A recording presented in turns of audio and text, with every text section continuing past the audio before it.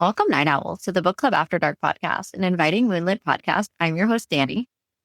And I'm Michelle. We break down fantasy, romantasy, and thriller novels.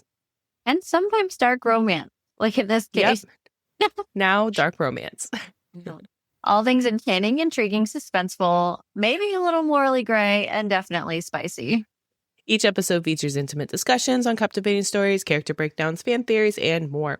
Here's your content warning. This podcast contains mature themes and discussions that may not be suitable for all audiences. Episodes include explicit language and descriptions of mature romance, as well as depictions of violence and other intense subject matter.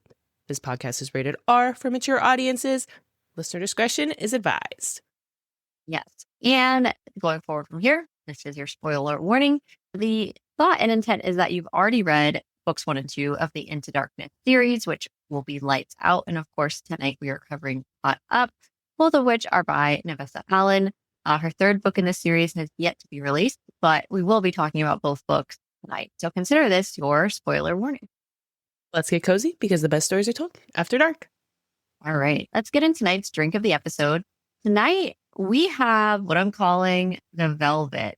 And of course, we had to go with red as the color of this drink because one of Lo's famous quotes in this book is that one of her favorite colors is red. One of the notable quotes is, "He's ruthless, a walking red flag." Good thing red is my favorite color. Perfect. So I knew from the jump that we were going to have to do a red drink. But guess what? We're also taking a little trip to Italy because in this drink, we have limoncello and Prosecco, both of which reign from Italy. So I had to definitely bring in that Italian mafia drink vibe to this red sparkly drink. I thought for sure for the BYOB Velvet that the bartenders would definitely whip up a drink like this. It has the Prosecco, like rosé color. Then it has grenadine, a little bit of grenadine for that redness color, limoncello, and fresh lemon juice. So that makes up our full cocktail. And yeah, so there you go, the Velvet. So pretty. Garnishing it with 2 maraschino cherries. We got our caught up drink. So I was really excited about this one because I was like, I can incorporate Italy, I can incorporate red, I even put some silver sparkly edible glitter in there. I'm like, I got so many things to work with this. And I just thought it was really fun. I was like, we have to do something with red flag, obviously. Of course. Junior is a complete red flag. I mean, there's no morally gray about him, right? He's pure black with like a drop of white, maybe. But I love how it's incorporated in the drink. No, Lo is the white knight. And she like even says that about herself. She's like, I am my own white knight.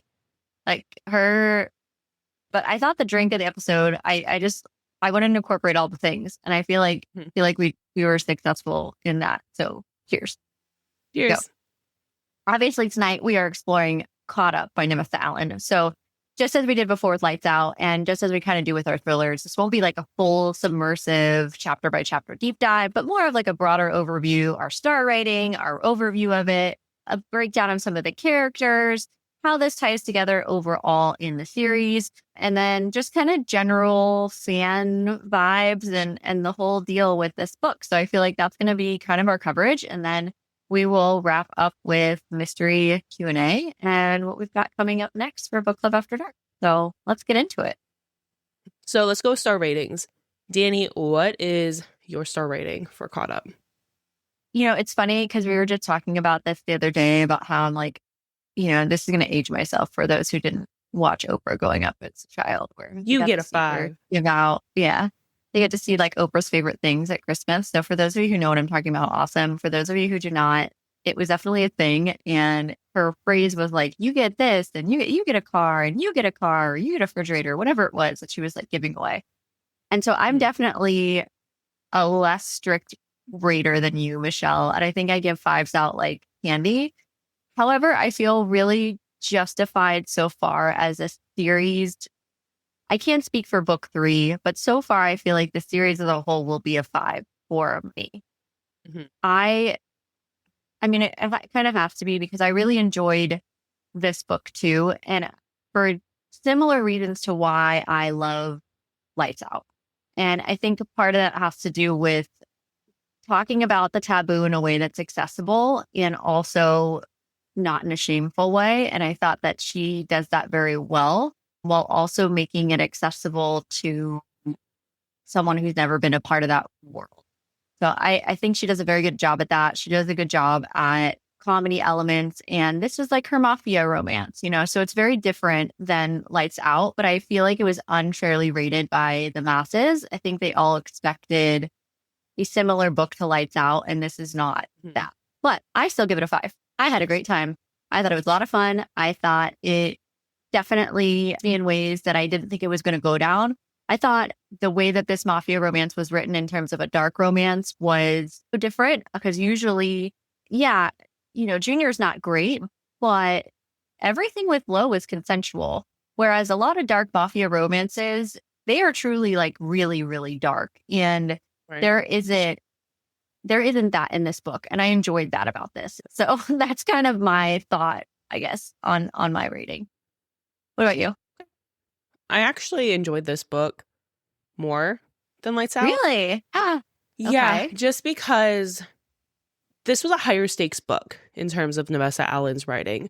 There was a lot Yeah. more on the line. She wasn't playing it safe with any of the themes, any of the tropes. The fact that she talked about sex work in such a way with Vin? Lo and, you know, having, like you said, like different taboo topics and addressing them in such a manner that made it not condemning to those who might delve into those, you know, like that's your cup of tea. So I think because these two characters were I think they were a lot more difficult to navigate, and she did them as well as she did as Lights Out, and maybe even better. But I'm giving her more points just because this was a higher stakes book in terms of writing. Because with Lights Out, like, yes, you have Morley Gray, but you have the golden retriever, and you know there was some balance there in terms of really making people comfortable with a topic that's dark romance. But here, there wasn't a lot of comfortability in terms of the topics being talked about because the two characters they're not soft and warm Traditional. characters. No. So No. I thought, yeah. And I always like, you know, my big thing with dark romance is if it's like non-consensual, then I'm like not about it. So again, I also do appreciate that. So I actually would give this one a 5. So just because of, and that's just because of, there's just so much that she went into and so many hot topics that she went into, and she did it very well. So kudos for doing that. Agree. And I felt like it was, a lot of people feel like, oh, I've read mafia romance. Especially if you're a dark romance reader, you have read a lot of mafia romances. It's almost unavoidable in the genre to not have read some type of mafia romance in the dark romance genre world.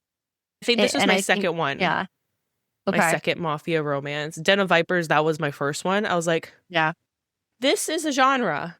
This is a subgenre. I really like Den of Vipers too. I thought I would hate it, but I didn't hate it as much as I thought I would. So, yeah, it was interesting.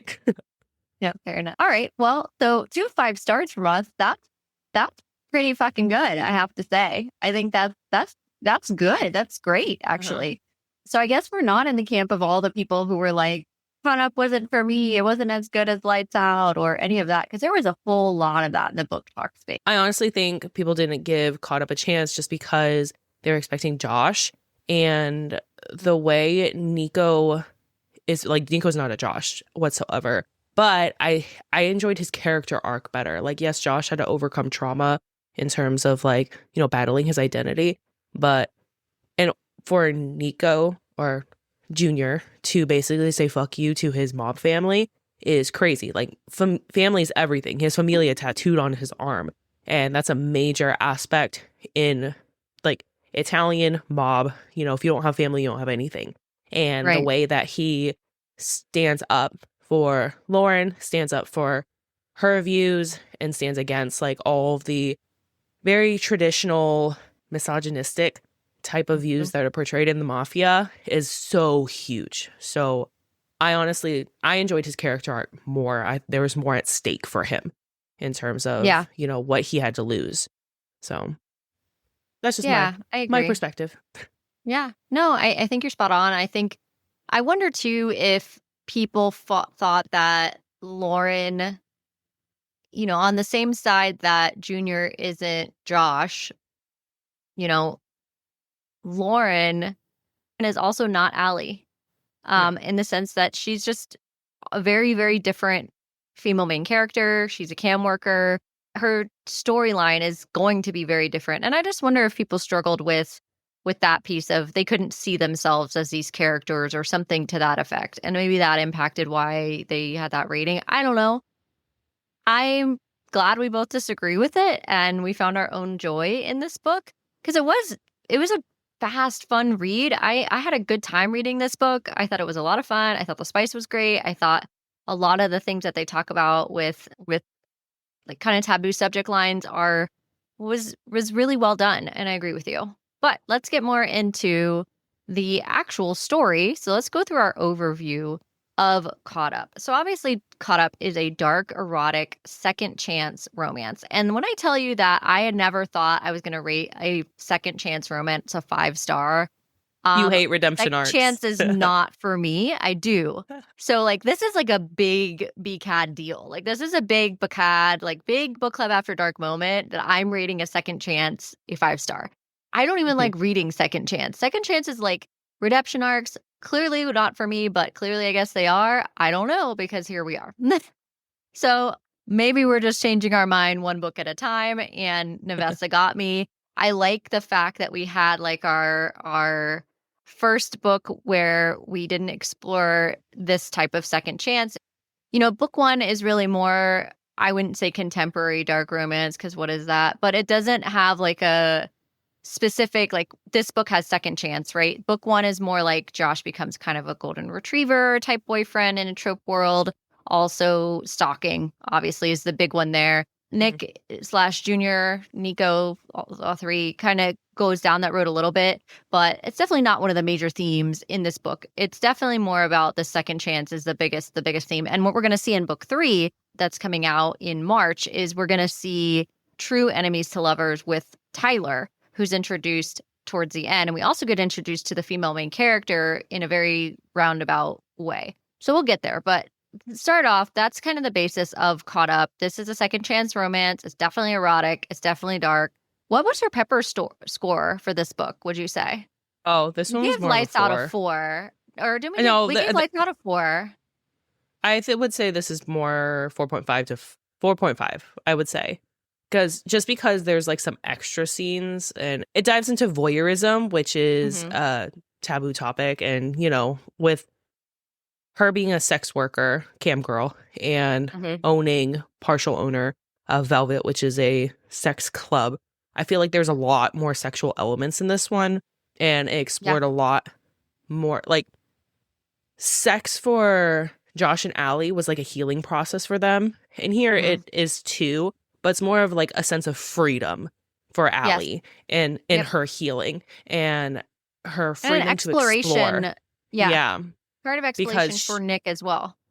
To have that type, which is the rigidity of the life he's lived. Yeah. I would agree. Which is something that she was like very worried he wouldn't be a part of just because of mafia life. And, her past as like in high school, she was, because of their trauma, she was picked on. She was slut shamed essentially in high school for dating Nico or Nick when he was in high school, and then he they did some stuff and then he dumped her, but it's for her own good and all that stuff. But it essentially ruined her life, and this is her taking back her life in terms of like her identity, and it's a lot of it has to do with sexual identity here. So I would say it's more of a 4.5, maybe a little bit higher. What about you? Yeah, so for me a 5 would be like I have no plot. There's no plot. It's literally just page after page of that. And honestly, like sex scenes almost take away from the plot. I don't think that happens here, so therefore it won't be a 5. I do think we have an example of that. I have some examples, yes. That Split or Swallow novel comes to mind right away. I honestly wouldn't rate that a 5 though, because some of the sex isn't. I would still say that's like a 4 to a 4.5, just because, yeah, yes, it takes away from the plot, but like it's not, the sex But there's itself so much wasn't of it. like, there's so much of Yeah, it, but but yeah, the that's sex true. itself was like kind of, sometimes it's like very vanilla. Like, okay, we're just gonna, all right, But that's what I we're just mean. gonna Like, do it this doesn't again. drive plot. Like, we're just gonna Yeah. keep doing this again. Like, we got it. We get it. And that was kind of my thing. And like, that, yeah, we're talking about Kiss of the Basilisk for those who don't know. No hate on Kiss of the Basilisk, but I'm No, just not, I'm saying, going to read book 2. It's a wild ride, but yeah. wild ride. But no, going in that you have so much spice that there will be moments where you're like, you may even want to skip Oh, over the spice yeah. because you're just like, okay, heard, we're doing it again. We like each other. Great. That to me, like, I don't read a lot of those for that reason because I want Mhm. the plot. I don't mind Yeah. having a few of these scenes here or there, but I really don't want to be overwhelmed with it because I think it takes away from the overall story and it doesn't Agreed. drive plot. But in this book, as a 4.5 though, or even a little over a 4, I would say, and agree with you, is it drives plot. All of it was necessary. All of the parts with their relationship were driving their character arc in particular. I do think in book 3 we will see some of that, but I think there's going to be less spice in book 3 versus Yeah. what we saw in this book in particular between these two characters Right. because of who we're talking about in book 3 and Mhm. versus also same with book 1. Yeah, this is what Navessa likes to do is explore sex in a way that has to do with the development of these characters in adulthood and how they are navigating that in their personal lives. And you kind of get a glimpse of that as the reader. I think we very much get that here as well. Yeah, so that would be my rating. Lauren Marchetti, Nico Jr. Trochi are our two main characters. They're tied together by this violent past, which we talked about a little bit more. And they have this toxic chemistry that's just like undeniable. They're just, as soon as they're in a room together, it's magnetic. There's definitely a lot going on. And now I'm thinking about it. The only scene that I thought may have not been necessary was the one in the church. That one maybe we could have not done. But overall, It was a little much. I mean, but it was heightened. There was heightened anticipation there, and yeah, that's in a it was confession symbolic booth. too, I feel like, given Yeah, everything that because she had been through. Yeah. So it was more than just the scene especially, itself. yeah, Mhm. because she even like faced ridicule in the church from Yeah, church family that because church yeah, specifically. yeah. Yes. Mhm. So, So which is there why was Junior some, slashed some tires, but and we yes. love that. Yeah. So again, Laura is a cam worker, sex worker online, and she's a very big advocate for what she does. She's trying to bring safety and awareness to the political parts of this town or city, major city that they live in that's not identified, but there's talks of it being like Gotham and things like that. There's definitely winter months. So it kind of reminds me of Chicago area or maybe a northeastern city. They don't identify what city it is, but she's rebuilding her life after quite a bit of trauma because her father is awful and also Yeah. part of the mob and not a great person. Her mother abandoned her, and her sister have like a pretty turbulent relationship. So Lauren doesn't have a lot except her grandmother, who's kind of her bestie and also just someone who's a badass who supports her and what she does and doesn't have that judgment of her. And I loved her relationship with her grandmother. That to me was a lot of fun. I really enjoyed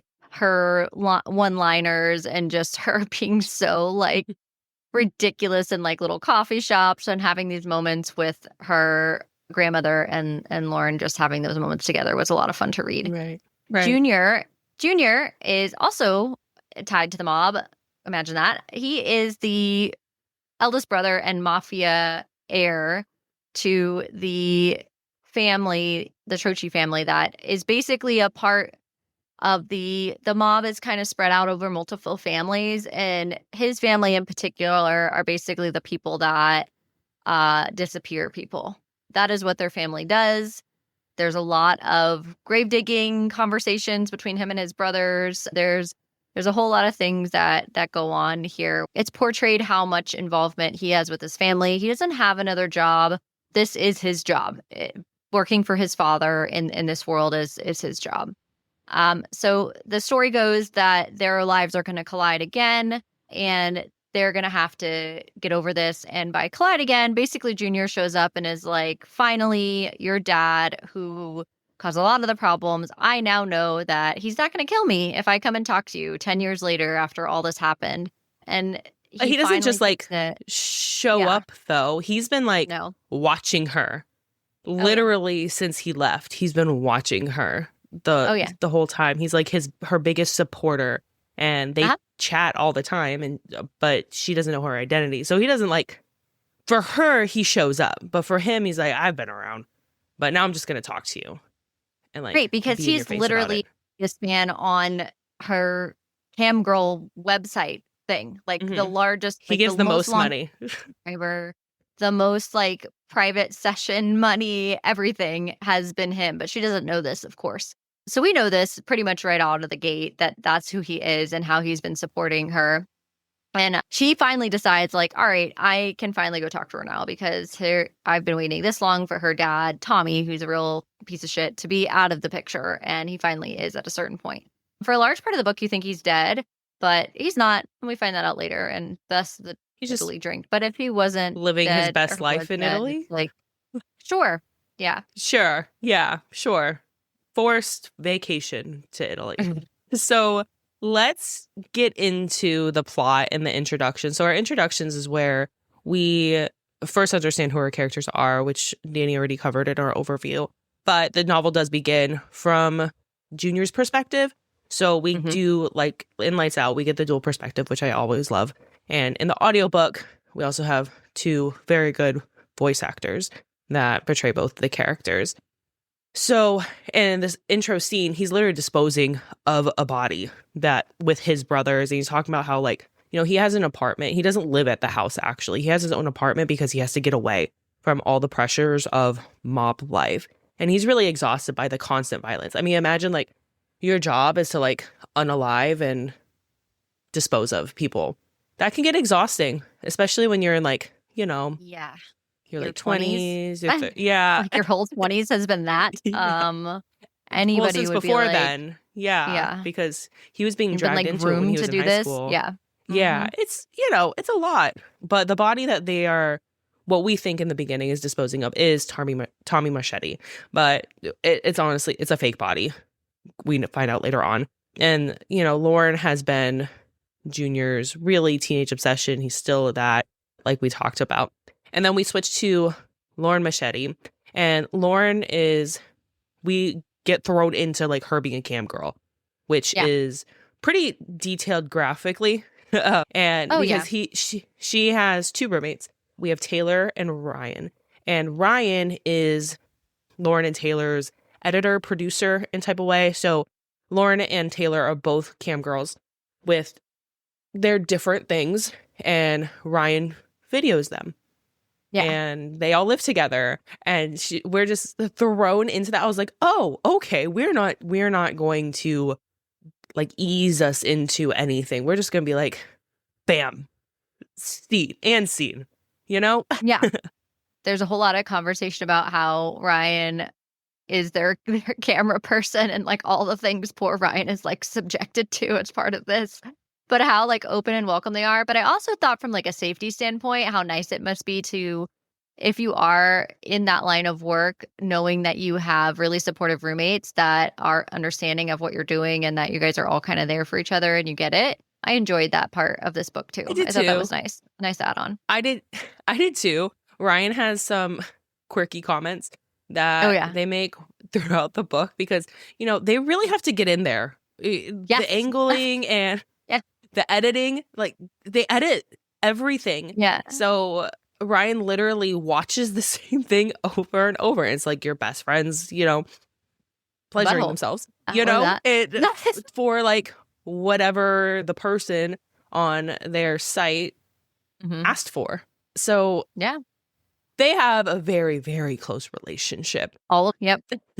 And like you said, like this whole group really just embodies acceptance and normalization of what sex work is. And it really contrasts with Lauren's past and the slut shaming, betrayal, and really the scandal that she experienced involving Junior when he like just up and left her, felt used and abused and all that. And like later we find out that Junior was like trying to do the right thing and honestly just fell like flat in terms of like him trying to cut ties, make sure she's safe, because he understood like the mob, like his parents' perspective, both of their parents' perspective on them dating was awful, and he didn't want to drag her into it.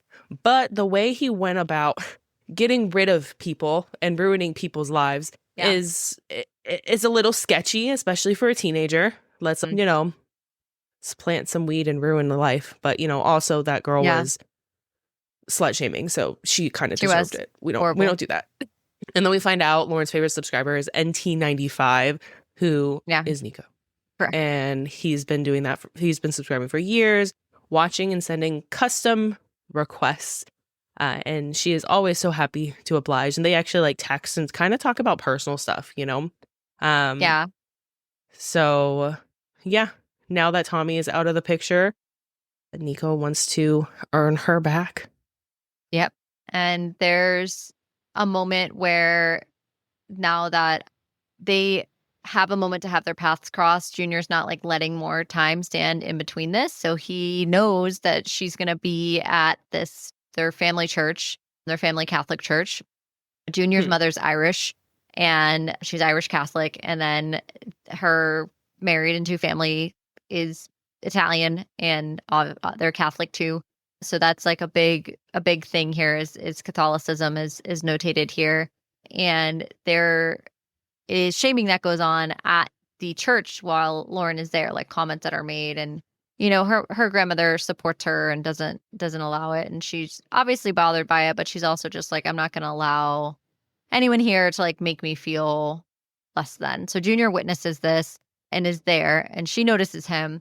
But there's this moment whenever she's trying to leave, and he definitely corners her. And there's this like moment, this brief moment of tension between them where ultimately they part ways, and she's like, why did I even like let him get close to me? Like I have like a 1 strike rule, and like, that's it. Like, I'm not going to go down this road again type of thing. Because of him. Of course, right. He is the reason why the rule exists. And at that point, he also put a tracker in her bag. So we know there's a tracker in her purse from that point too. So she goes back home and she kind of like lets this know. But we find out that eventually Junior starts to track Lauren, obviously, and thinks that she's going to be at home one of the nights. And he doesn't really know about Velvet at all, because at this point he hadn't been tracking her. He had only kind of just been watching her from a distance. Like, he'd go watch her apartment on his bike. He rides a motorcycle, obviously, hence the cover of the book. The motorcycle thing does, to me, kind of tie to Lights Out. And that's because it's so book talk right now. The whole motorcycle, all of that, the dark romance trope mystery. So I do wonder if people thought because of the motorcycle cover that they were going to get something like that when they read Caught Up versus what we actually got. Again, we shouldn't be making assumptions like that, but I could see that. Never maybe judge a book by its cover. Quite literally. Yeah. Let's not do that. I mean, love a good cover, but let's not judge the entirety of what we think is going to be in the book on that classic phrase for a reason. Anyway, I digress. Follows her on the motorcycle here and there just to check in on her apartment, but doesn't actually follow her to where she goes. So he doesn't know about Velvet, which is, you had mentioned earlier, Michelle, this basically a sex club or kink club or toy club or whatever you want to call it. That is a private established club. There's many conversations about members only, very clean. They don't serve alcohol. There's a whole bunch of city requirements to be able to run something like this. And there's cameras, there's security. It's very, very well locked up. That's something that Lauren personally has invested in. And there's other investors involved in it, where each individual room has different things and kinks and things like that you can kind of explore with your partner. And the whole intent is to be an open and safe space for exploration in this way. So Lauren's a part owner of this, and Junior follows her to this because he's like freaked out. He's like, where is she? Is she like okay? Like he thinks something's wrong. So he figures out where she is and that it's Velvet.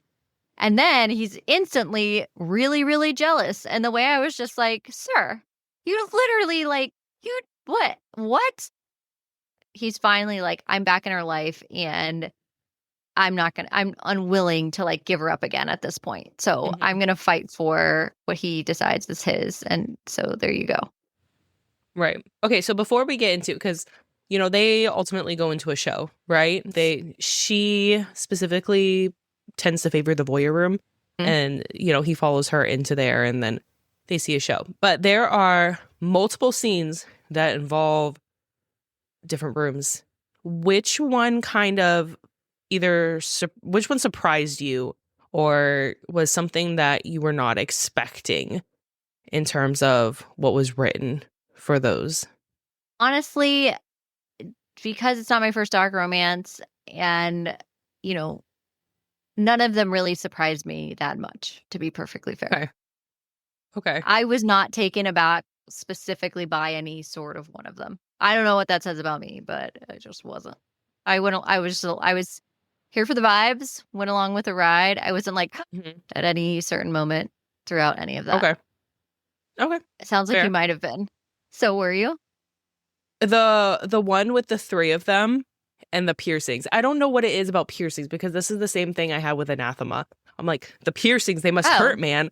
But he has like piercings at the all the way end. up I his thought thing. you meant like specifically like the rooms themselves. No, I'm talking about described. The scenes. Oh, you meant the actual scenes. Yeah. Yeah. I mean, I think all of these books, especially dark romance too, explores things that are really taboo. And I think that is still, while a lot of people have piercings and things like that, I think talking about that like in a book, especially at this level, is not done that often. And so I agree with you that one was, if all the ones that were like going to be shocking, I think that one probably was for sure one of the most shocking. I wasn't surprised given the nature of what it was, but I think that's also what pushes this into over a 4.5 is that sometimes there are scenes where I get it. It drives plot sort of. The moment that they're having while this is going on drives the plot, you know, whatever, exploration, all of that. But also like, is there stuff that's shock value to be shock value? You know? So you kind of have to like look at it like that. Yeah. Right. It didn't bother me. I was just like, oh, they're those are things that I didn't even think about. And that whole part. Well, there were both aspects. That one was, I think that was a 2-chapter long one because you have both of their perspectives. Yes, there's a lot of it there. As the scene is going. So you have what's going on with the crowd, which is a big aspect in the voyeur room. And then you have what's going on between Lauren and Junior. And then you have what's going on stage. There was a lot to take in with those 2 chapters. I was like, oh, okay, this. And just the piercings. It's not that I'm against them. It's just, I always try to think of like the logistics and I just can't wrap my head around it sometimes. There's like so that's just a me thing. There's somebody like when you're trying to imagine the spicy scenes and you've got like a leg on your shoulder and like your arm is somewhere and you're like trying to like, how are we gonna like what? And you're trying to figure out how the hell like the body mechanics would work of something like this. Yeah, I definitely understand where you're at with that for sure. I also thought that there was definite foreshadowing. The fact that we kept coming back to the same type of thing, I was like, well, clearly, like by the end of the book, we're probably going to end up here on stage ourselves. That's what I figured. Which I love that for them. That was like a full circle moment. Yeah, for them and their character arc and all of that. The fact that Junior, his first, you know, so in this part of the book, this is the first time he's been exposed to any of this. He's like, what's going on? Why do I like it? You know? And then now he's like on stage performing. So I did enjoy that part. And that's, again, more of like, he had a lot to give up because, you know, the mob and family, and that's like something that he was groomed into. And now he's living this completely different life and he's happy. You know, he's not and I think part of it dead is bodies like he anymore. finally has his own choice and feels the freedom that Lauren does of having his own choice. And there's something to be said about like that sexual freedom aspect of that and like decision making and, you know, having a partner to explore whatever you're going to explore with and understanding in adulthood that the rules are kind of what you make them. And I think Navessa Allen in both books and then even in her third book, one of the overarching themes that she has is the importance of being with someone who accepts all of you, even for the things you may not know that you're into or not into, and not having shame in that. Because a lot of the things that Josh talked with Allie about or things he wrote about in his perspective were related to shame and her not feeling shame for being into something that might be a little bit taboo or might be a little bit different and accepting her for those things. And I think that's the overarching theme in this book as well of Lauren constantly having this uphill battle of proving who she is and not wanting to have to change for who she's going to be with, while he's also going through a similar thing of having to find himself. Identity is a huge part of this story, and I think it's so much more than the sex on the page. There's so much more happening as far as their character development. Absolutely. Yes, there's sex on page, but the bigger thing is like, hey, I'm actually open enough to be willing to share this with you. And Lauren talks about that a lot in her chapters too, related to him and like how kind of proud she is of him relaxing enough and trusting enough. And because that's what this requires. This is a level of vulnerability for a lot of people that are unwilling to do that. And just saying like, you should be able to be you in any relationship that you're in with a partner. And I think that's a big overarching theme here for sure. Agree. So after their first show that they watched together, Junior follows Lauren down a stairwell and kind of like grovels on his knees for forgiveness, you know, literally. Like one of my favorite scenes. Yeah, he gets on his knees and Literally, shows her just how sorry he is. So, and this is really Junior giving her control over it because that's a big thing for Lauren, to have control, because there were aspects of her life when she was younger that she did not have control of, or even in like, you know, her early adulthood. So that huge for her. However, Lauren's roommates, it knew she went up the staircase and, you know, interrupted because they had... Yeah, they just popped the door. Everything okay over here? It's like, what? Yeah. Yes, we're fine. It's fine. It's fine. The three of them are part owners and they have to have a meeting discussing the increasing rents because they have this greedy landlord and they know it's very difficult. The landlord knows it's very difficult for them to have all the permits and all the requirements to host a members only club that they have. And they're just, the landlord super sucks and they have to figure out how to keep Velvet open because this is a safe place for all of them. Mm-hmm. And then that leads a little bit more into really the nitty gritty of mafia life in terms of how Junior participates and how he honestly leverages his mafia life to benefit Lauren for really the remainder of the book. And pretty soon, I thought this was going to take a little bit longer for her to discover that Lauren had, like, her best subscriber was Junior, but it actually didn't take too long.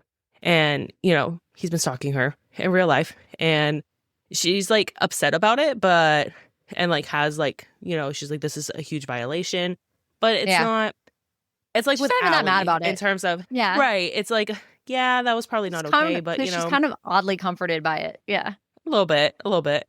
And Lauren has to come to terms with Nico's involvement in the mafia ultimately. And because he's constantly pulled into family obligations, there's pressures and family dinners that we have to go to. This is where, you know, and Josh come back and play. Yeah.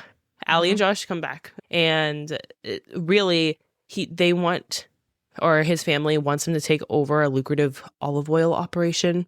And this is, you know, you wouldn't think olive oil is lucrative, but, you know, obviously they're skimming money. There's going to be some other sketchy shit that goes along with this olive oil operation that he has to be involved in too.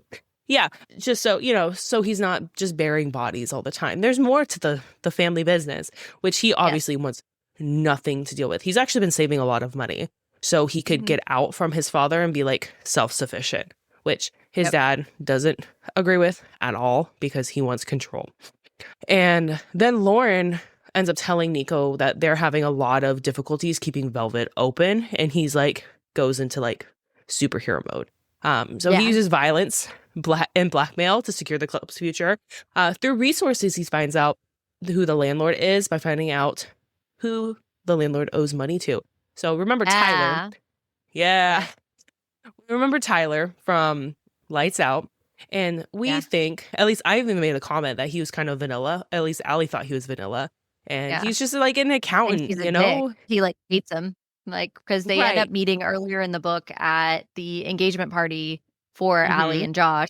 Super cute because we get to know Nico a little bit better, and Lauren finds out that Nick, knows them, and like she goes to the house and they meet, and of course, Allie's knows what she does for a living, and there's no judgment, and they just have like the bestest, cutest time. Except Mm-hmm. Tyler's just a dick, or so Nick thinks. Like and Josh is like, Yeah. he goes to Josh and is like, how can you stand this guy? And he's like, you kind of you just have to get past the initial douchiness and then it's okay. It's like, what? He's like, He's okay, like gross man, beer. sure. Like your first beer. Just get it out of your system and then he's fine.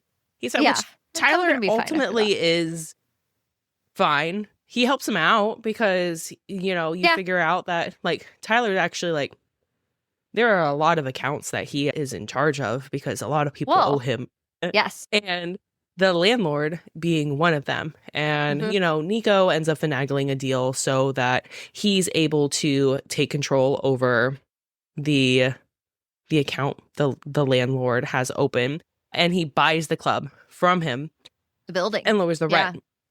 Yep. Hmm. But this isn't a like I'm just gonna buy it from you because the landlord's actually pretty skeezy. He has to sever the man's fingers and break into his apartment and really Yeah. just use force to get his way. But the guy You deserved mafia it. training. Yeah, Yes. guy deserved it. So we look past that.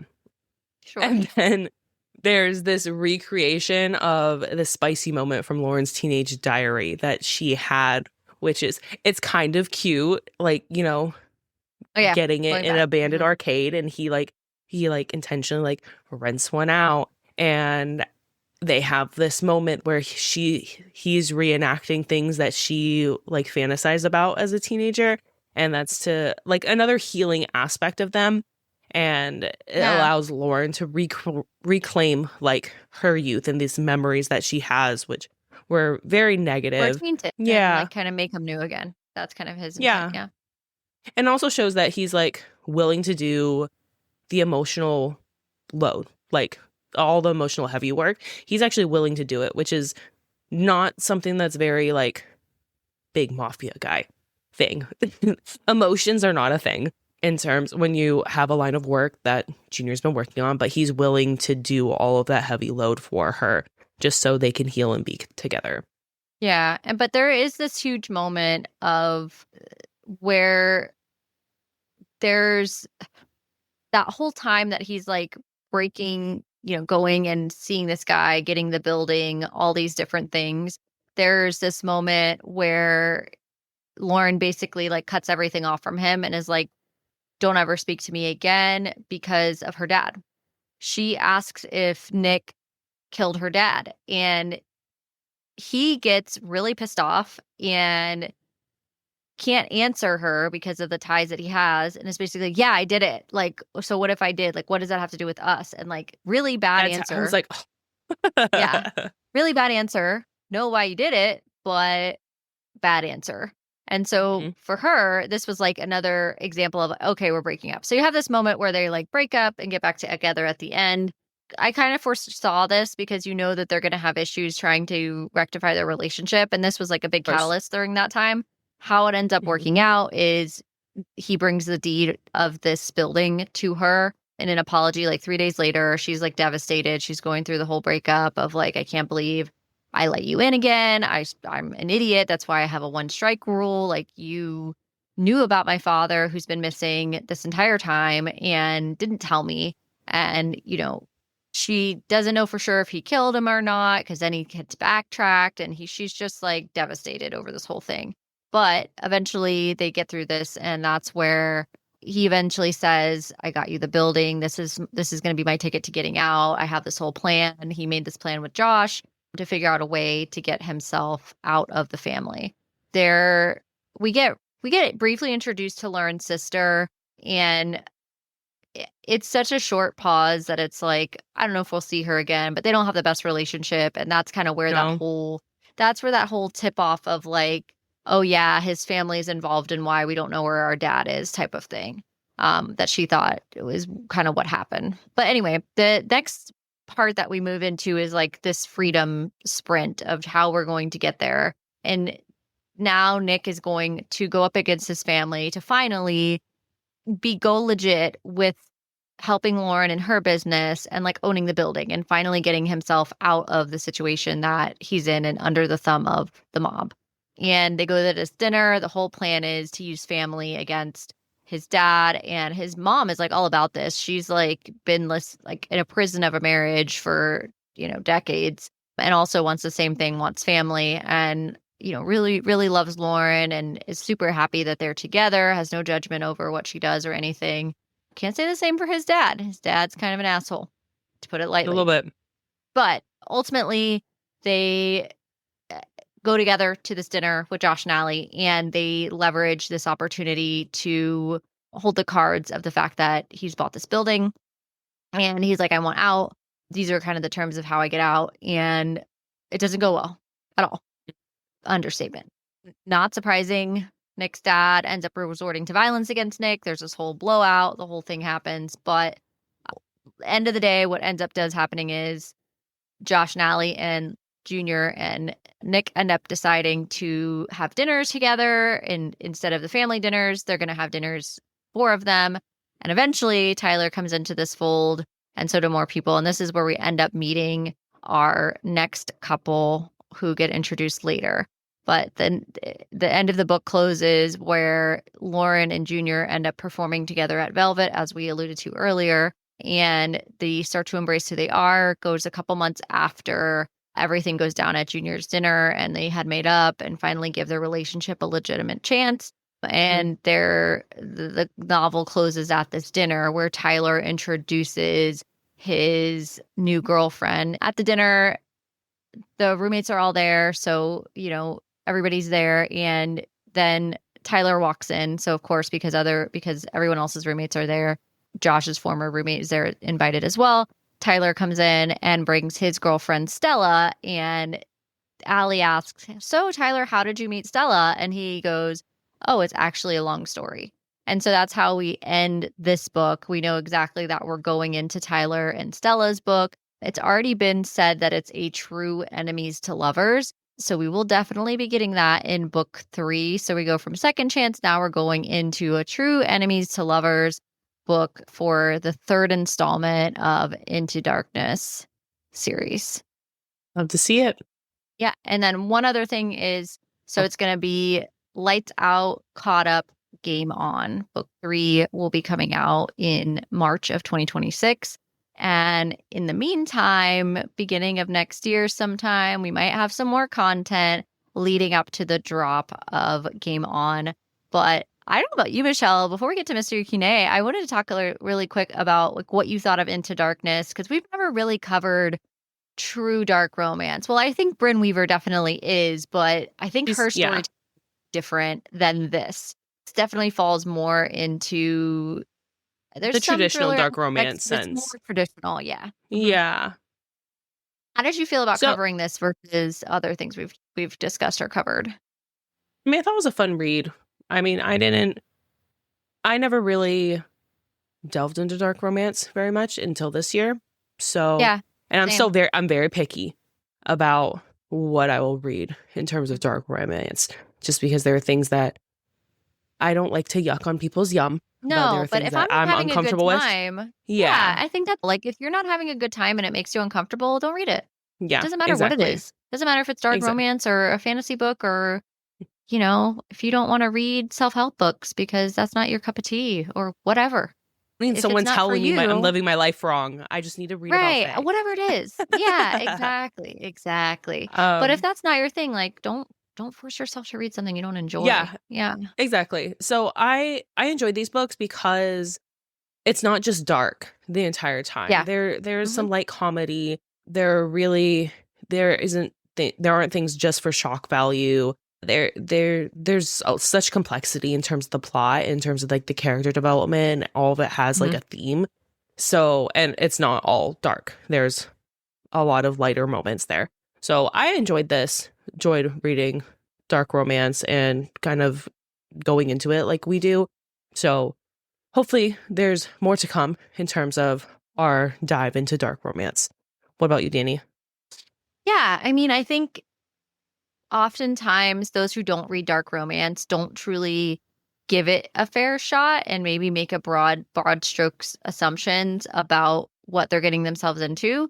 I think this is a really good series to kind of dip your toe into the genre if you're going to try it out. Agreed. I think it's a good start into that. I also think that, to your point, this book in particular, yes, heavy on the spice. Yes, heavy on the sex scenes. Yes, graphic sex scenes for sure. However, I do think that there are some really intense other subject matter and themes related to trauma bonding, understanding that you're working through trauma, understanding that, again, openness with a partner, vulnerability. Those are really big themes that are very difficult to tackle just head on. But in a storytelling way, Navessa does that. And I think that that's kind of commends her ability to tell this story, is that there is Right. so much more happening than just spice. There's a whole lot more here to this story for sure. Agreed. All right, All right. let's Now do it's time it. for Mystery Q&A. These questions haven't been shared with either of us prior to asking. So my question is, now that it's November, when is an appropriate time to decorate for Christmas? Or, yeah. I feel like I've kind of lately this year I'm more in the game of like we're I feel like it's been really shoved down our throats lately, like we're into November, it's okay to decorate now. Uh, And I will say, like, in a lot of parts of the rest of the world, that's totally valid because they don't celebrate Mhm. Thanksgiving. So as soon as November hits, Halloween's over, that's it. We're getting it. Christmas is acceptable now. Here, I feel like in the US specifically, it's definitely more right after Thanksgiving is appropriate timeline.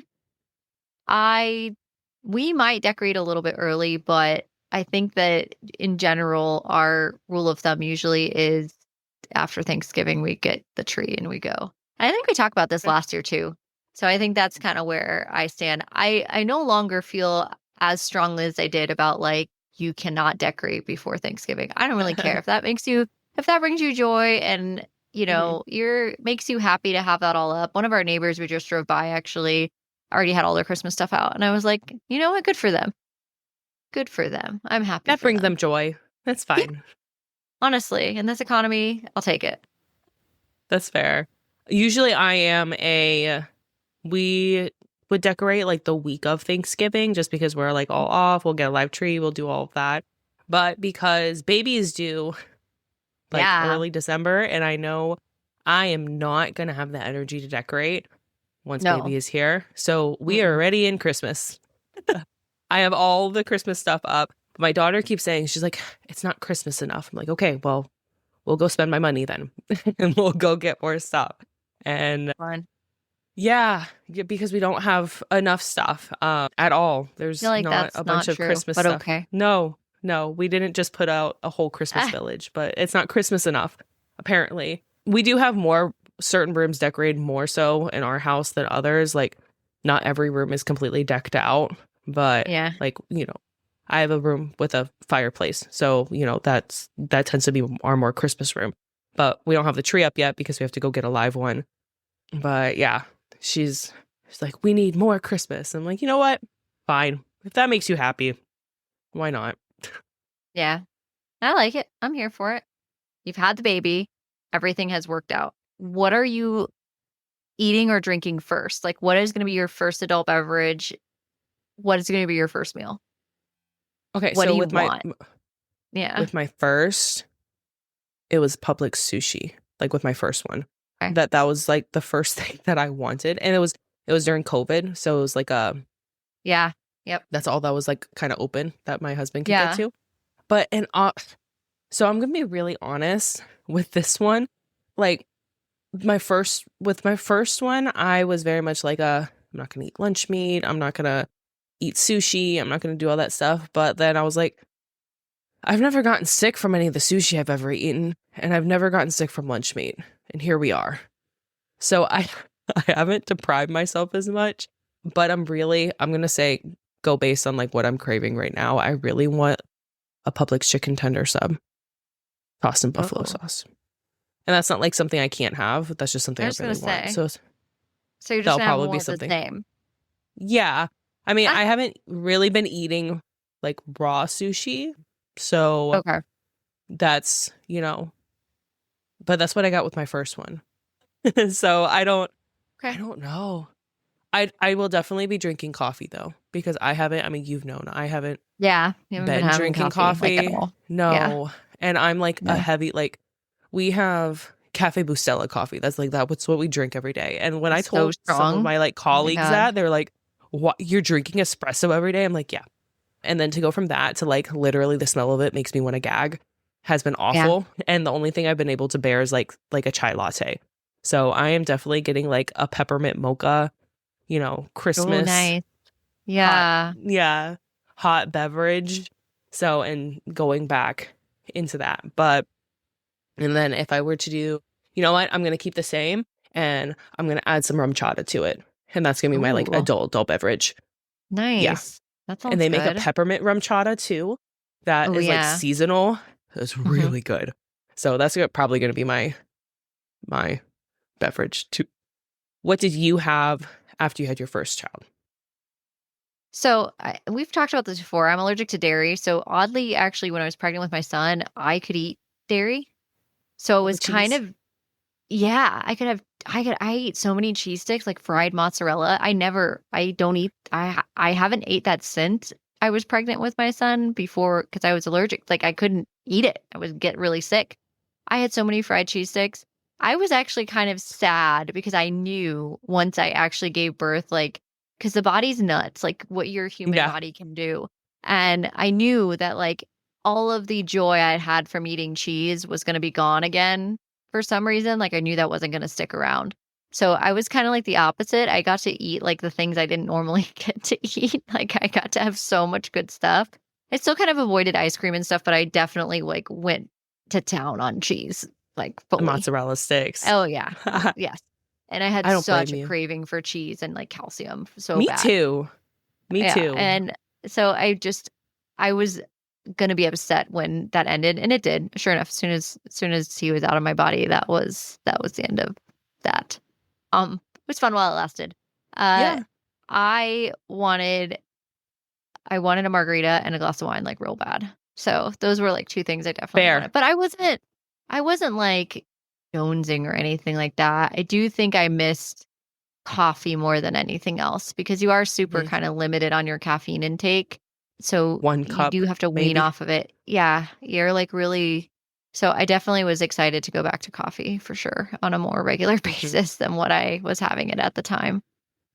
But yeah, contrary to popular belief on We Have a Drink of the episode, I knew I was going to be still not drinking heavily just because of the path that I was going to try to go down. So it wasn't a big deal. That didn't bother me as much. But having a nice drink here or there and enjoying one with your spouse is always a good time. So I did miss out on that. But luckily now I do think too, we just have so many options for mocktails and so many different ways that you can have a similar drink that you can make it look very similar and have the same type of experience.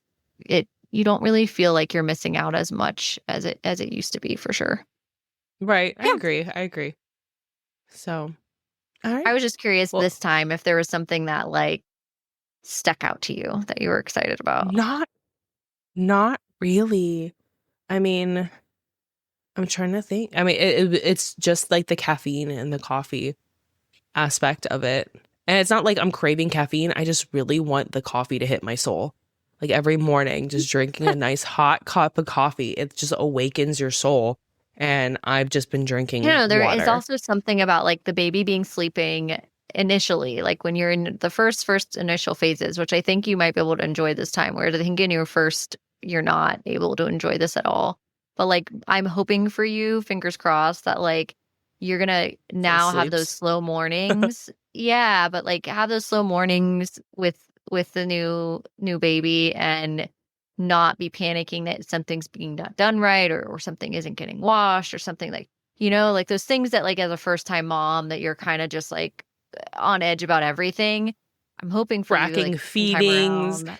tracking, Every single nap milestones, time, like every single yeah. minute, they got to go down right now. Like, I feel like you're a And they lot have more to eat stressed every about that as a two first time. hours. Yes, like you have to Yeah. be really, and I feel like as a second time mom, you're a lot more, what does my child need, versus like trying to Right. impose all the things you've read, because those are the things. Not to say that those are not the good or bad things, but I do think like there is something to be said about practice. And once you have one under your belt, that's a lot of practice. So I feel like, hopefully, I'm hoping that for two, there's less stress and that you can enjoy some things. That's my hope for I you. mean, I honestly feel like going in, I'm more prepared. And I feel like my biggest thing, and I guess my biggest piece of advice if you're going to be a new mom, is stay off social media. Because someone's just Yes. going to make you feel like you're not doing enough and make you feel like Oh, shit. Just yeah. stay off social media. Or also Um, those like same month birth groups. yeah. Were you on Really? those? Mom groups? Yeah, Yeah. I They can was be in really like some mom toxic too. groups. To be really They careful. can be. And like sometimes you go in support because like, you need help with something. And there's some, not saying all groups are like that, but there are a lot of groups No. that is like trashing this and, the controversy of like, are you breastfeeding? Are you bottle feeding? Are you doing all that? And either way, no matter what you do as a mom, you're going to feel shamed for whatever you do. So my biggest piece of advice for anyone listening is stay off social media. Just don't do Yeah. it. Even if Don't you do have it. questions, just Go there's read some your good book. information out there, but yeah, go read your book. Go read your fantasy. It'll be fine. Yeah. The baby will be fine. They're Yeah. resilient. They're good. Go to a professional, for Pete's sakes. Don't go to social Right. media. Go to a Agreed. consultant, go to your doctor, go to somebody who knows, who can actually like help you. Qualified Don't individual. don't Yeah. yeah, don't go to social media. He's out there. Make you feel Yeah. bad. All right. So before we wrap Exactly. up, let's talk about what's coming up next on Book Club After Dark. Next week, we are getting ready for Brimstone. Mhm. We have a lot going on with our preparation for Brimstone. Brimstone comes out November 18th. So, of course, we're not going to start our immediate coverage until after Thanksgiving. We're going to take the week of Thanksgiving off to be with our families. We hope that you will do the same. But in preparation for November, wanted to give you the heads up of kind of what our plan is. We are closing this series because there's not a book coming out again until March, like we said, for Game On. So we're going to close out here. We're going to start our coverage of Brimstone. We're going to cover Brimstone really in full. Michelle is due in December, but we're going to have plenty of Brimstone coverage for you through December. We'll have to see who will join us for Brimstone. So more to come there, and we're happy to have you join us for Brimstone and Brimstone prep with Quicksilver and where we're at with that whole storyline, and go back into the Fae and alchemy world. Yeah. And don't forget, we want to hear from you. If you have thoughts on Caught Up or suggestions for future reads, drop a comment below or message us on one of our social media platforms at Book Club After Dark Pod. Show us your fan art, theories, or anything bookish you'd like to share. Yeah, you can visit our website, bookclubafterdark.co, of course, to stay up to date on our cozy content and check out our merch. That's all for tonight. Sleep tight, night owls. Until next time, happy reading.